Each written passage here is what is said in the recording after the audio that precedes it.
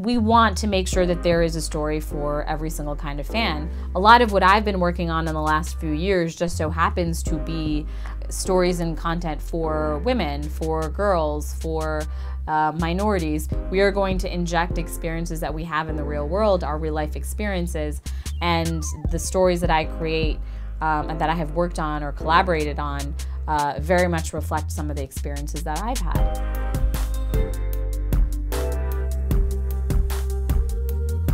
For nearly 80 years, Marvel has colored our imaginations with superheroes like Spider-Man, Thor, and Captain America. And while these characters have stood the test of time, the comic publisher is now trying to be more inclusive by adding diverse superheroes to its roster. To see how they're doing this, you have to look no further than into the mind of Sana Amanat. When did you first realize you had a passion for comic books? God, when I was about 10 years old, I want to say. I've been reading comics since around then, actually. Archie comics, Calvin and Hobbes, but I actually didn't really fall in love with the superhero world through comic books. I actually fell in love with them through cartoons. So the X-Men cartoons in the 90s were so engaging and so much fun, and that's really where the world of Marvel came alive for me, and where I started really being excited about superheroes in general, but also really connecting with them.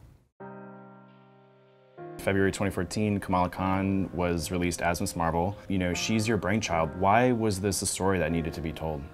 The way that I grew up in a time where I was very aware of my identity and the fact that I was so different from everyone else around me.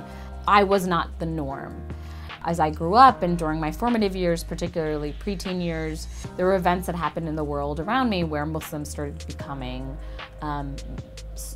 being perceived as threats. I realized as I grew older that I didn't actually have any role models or anything out there in the world that actually looked like me. If anything, the images of myself were tainted with these negative stereotypes of Muslims and Islam.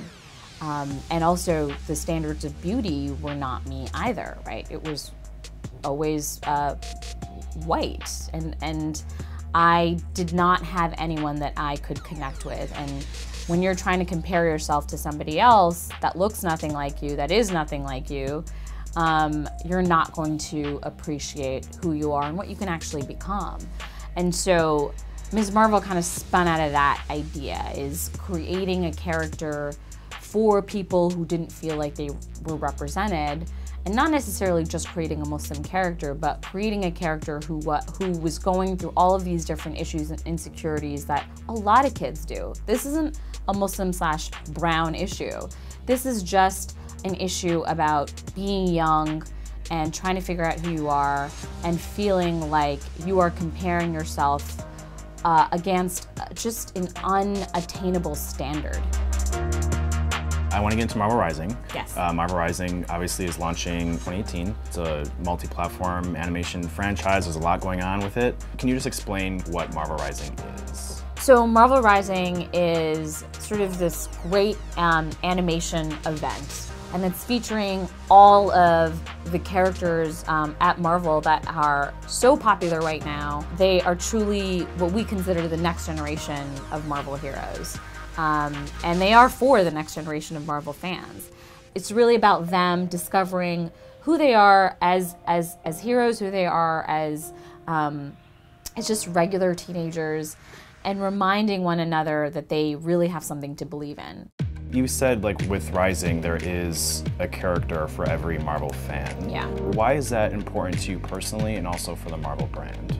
I've always said, I really believe Marvel Comics superhero stories are a big part of our pop cultural subconscious because of the fact that they've existed for so long, and that they've sort of become their own American mythology, right? The gods and goddesses of American pop culture, or American culture, are truly superheroes. And so because of the fact that they're so ingrained in our cultural psychology, we have to make sure that these characters are obviously pushing really positive ideas, but also representative of the world around us, literally, I think that they always have been. I think Marvel has done a great job of having of really, being an inclusive space and really representing the world outside our window, as we say.